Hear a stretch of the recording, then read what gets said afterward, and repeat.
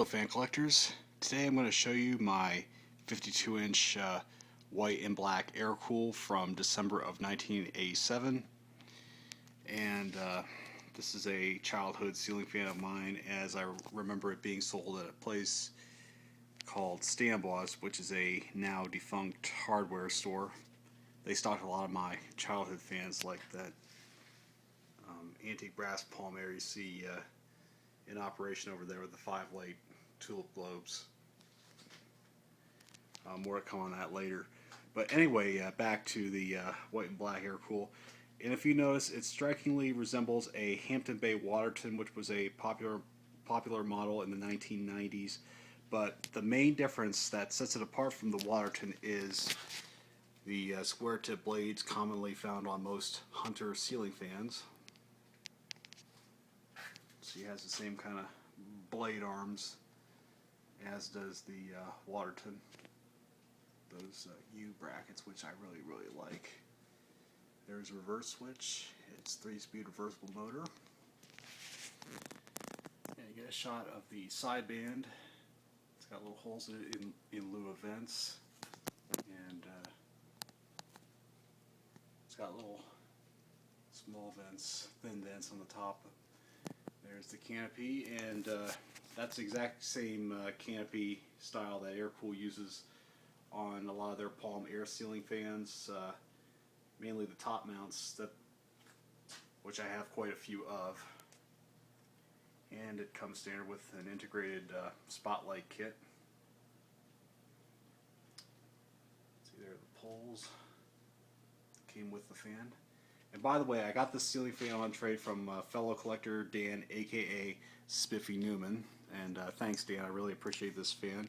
And I hope you enjoy the Sea Island. It's one of your favorites, and worked out quite well, I think. And I decided to rig this fan with a remote control, which I took off a ceiling fan I got, but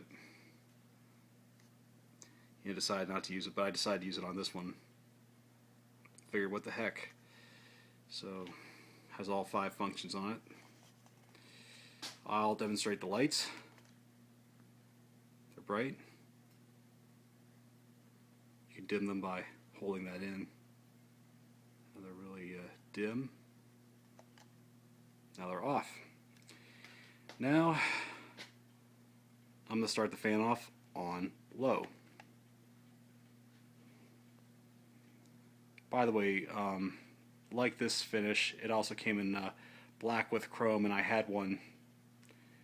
I actually did have one, but I got rid of it before I started collecting, and it's one of the things I regret. So if anybody sees anything like this in black and chrome, please let me know.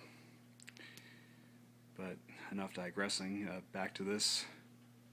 Does good on low.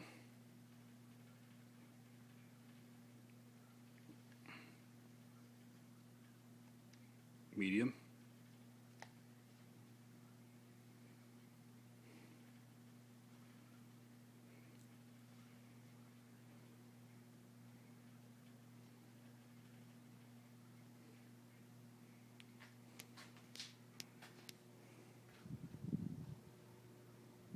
Cranking out a little bit of air on medium.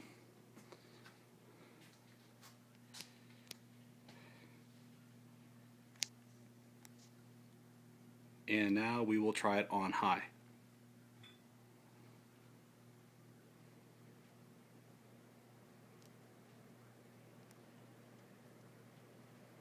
Wow, I can really feel it. I'm about 6 feet back from it. Does have a slight wobble, but nothing serious. I've seen worse, and I just put some blade balancing kits on it.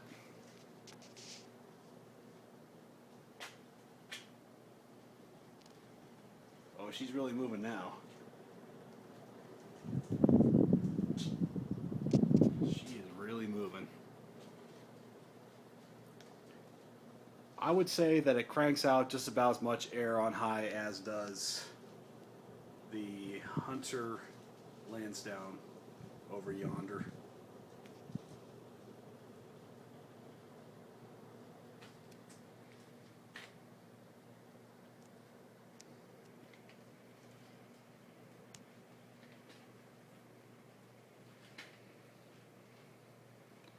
And now I think we will power it down.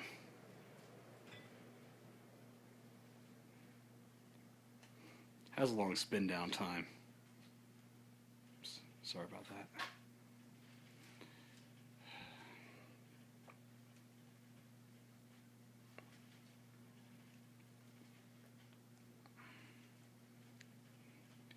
Yeah, this is one of my favorite ceiling fans of all time. Mainly because it's childhood, as I mentioned before.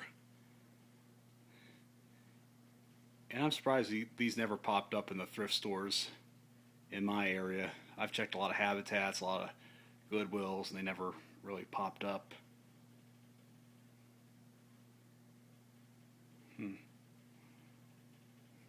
I guess people like them so much they just don't want to do away with them. I suppose that's a good thing, but if you do, by all means, do not ditch it. You will be sorry you did.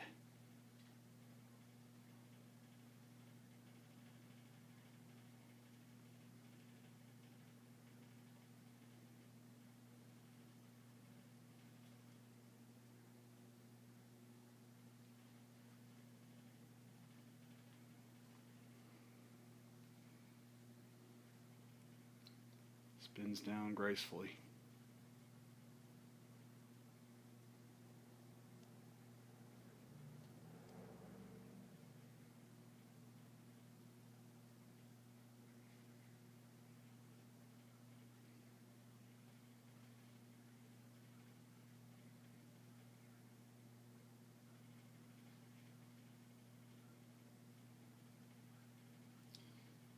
Well, if it spins down this long, that obviously means one thing. The bearings are good.